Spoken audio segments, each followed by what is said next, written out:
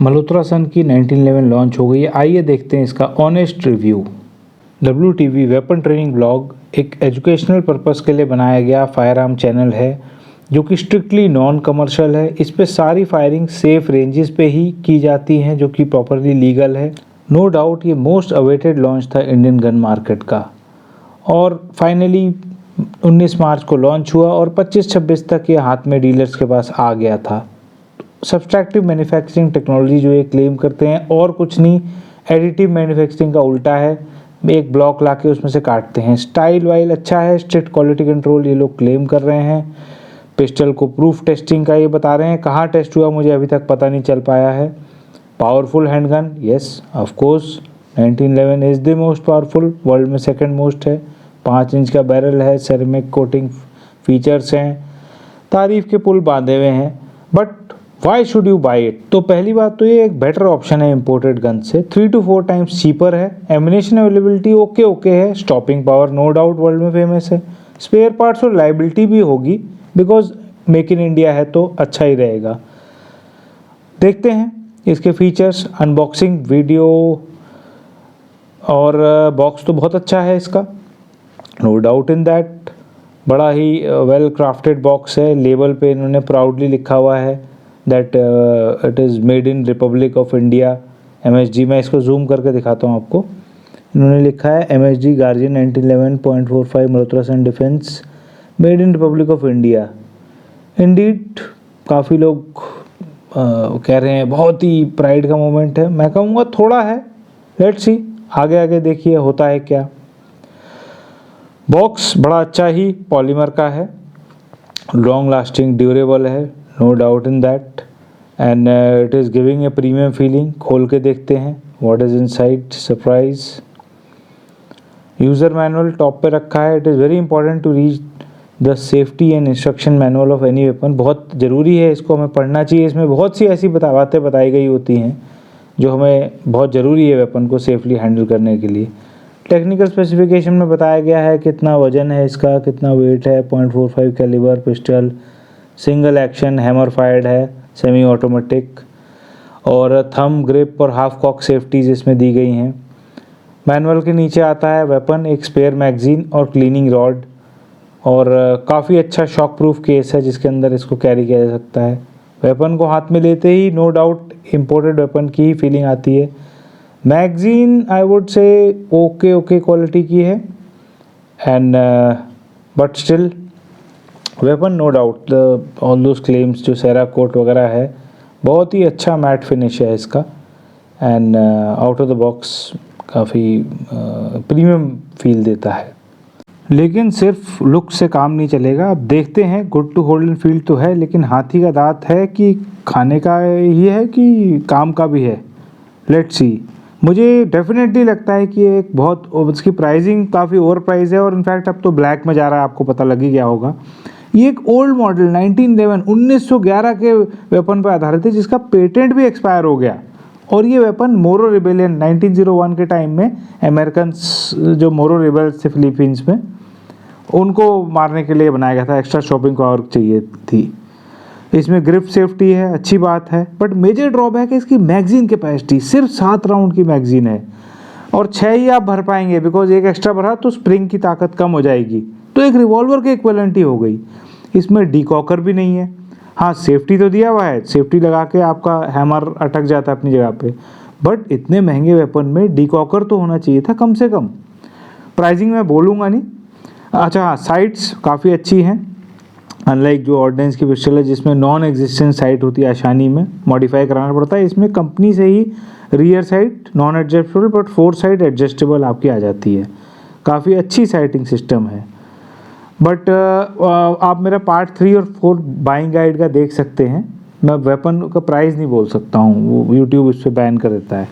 Heavy weight है काफ़ी, 1 kilo 80 ग्राम, 1080 grams. तो कंसील्ड कैरी डिफ़िकल्ट होगा। आप बेल्ट पे लगाएंगे, पैंट उतरने को आ जाएगी। और सबसे बड़ी बात है, ट्रिगर नो डबल एक्शन नहीं है इसके ट्रिगर में। तो अच्छी इंपोर्टेड पिस्टल्स में डबल एक्शन ट्रिगर होता है। अब इसका बिगेस्ट ड्रॉबैक है रिकॉयल।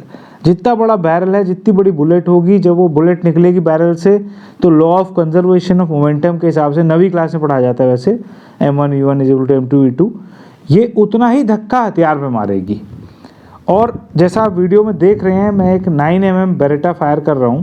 इसका प्रीवियस वीडियो आप 9mm को मेरा देख लीजिए, मैंने इसीलिए डाला था। इसी में कितना ज़्यादा रिकॉयल है, और 0.45 में 9mm से 30% ज़्यादा रिकॉयल होता है, 30% मोर रिकॉयल। तो आप मेरा देख रहे हैं, मैं सिंगल हैंडेड राइट हैंड से फायर कर रहा हूँ, और उसी में कितना ज़्यादा है। देखिए आप स्लो मोशन में देखिए वीडियो, 9mm का 115 ग्रेन का एक बुलेट फायर हुआ है, तो बैरल 20 से 25 डिग्री राइज हो रहा है, दोनों हाथ से पकड़ा हुआ है फायरर ने। रेफरेंस के लिए दीवार के पीछे की लाइन है। और अब 0.45 में आप बैरल राइज देखिए, ऑलमोस्ट उसका डबल 45-50 डिग्री तक उठ रहा है। 230 ग्रेन 230 ग्रेन्स का 0.45 जब फायर हो रहा है। मजल वेलोसिटी थोड़ी कम होती है, बट जैसा मैंने आपको दिखाया, बुलेट के वेट से डिपेंड करता है एक वेपन का रिकॉयल। इसके ऊपर मैं एक अलग वीडियो बना रहा हूँ, डिटेल वीडियो जल्दी आ जाएगी। बट वेपन का रिकॉयल प्योरली बुलेट के वेट पे डिपेंड करता है, जो कि 0.45 का वन ऑफ द हाईएस्ट होता है।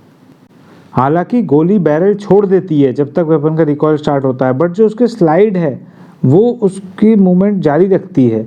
और रिकॉयल से डेफिनेटली टारगेट पे दोबारा एक्विजिशन, दोबारा एम करना, एंड ओवरऑल भी आपका जो निशाना है उससे बहुत फ़र्क पड़ता है।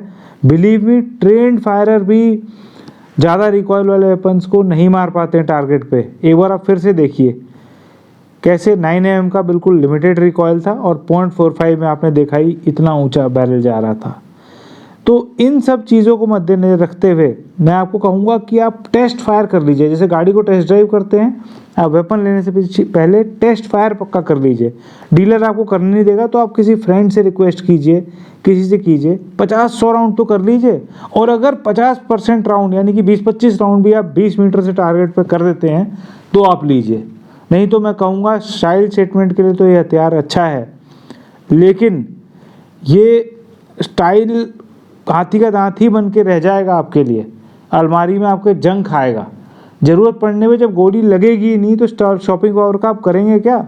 इससे बेटर है आप एक लाइटर वेपन रखिए। देखिए मैं मॉर्निंग वॉक पे योगा मैट पे वेपन रखा हुआ है मेरा, साइकिल पे निकला हूँ तो भी मैं वेपन लेके चलता हूँ। तो आसानी पिस्टल ले सकते हैं आप, या निर्भीक रिवॉल्वर ले सकते हैं। एक लाइटर वेपन ज़्यादा अच्छा रहता है। तो वर्डिक्ट यही है कि ये एक overpriced and overhyped caliber और हथियार है।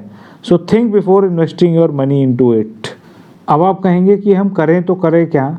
तो आप मेरा Gandhi ji on gun rights वाला वीडियो अगर आप देखेंगे तो उसमें मैंने आपको बताया था एक दूसरे कैलिबर के बारे में, जो कि है 0.380। ये इंडिया में एक अपकमिंग कैलिबर होगा, मेरी ये भविष्यवाणी है, मेरा ये प्रेडिक्शन है। और ये 9mm शॉट के नाम से भी जाना जाता है, 0.380 ACP। इसकी जो गांधी जी वाले वीडियो में तो मैंने बताया था कि कैसे ये बेरेटा की जो मॉडल 1934 थी वो आप उसमें देख सकते हैं। और एम्यूनेशन जो मैं बताऊं सबसे पहले डिज़ाइन होता है, वेपन बाद में होता है।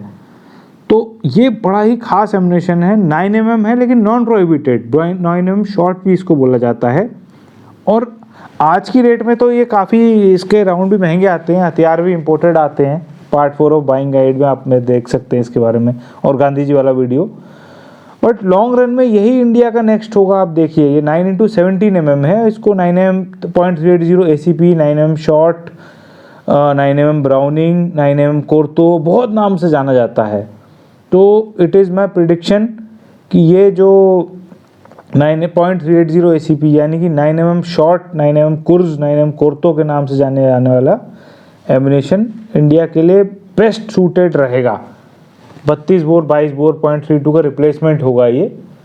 और 0.45 तो ओवर हाइप्ड ही है। अगेन ऐसे guns don't kill people, it is the people who kill people. And be safe.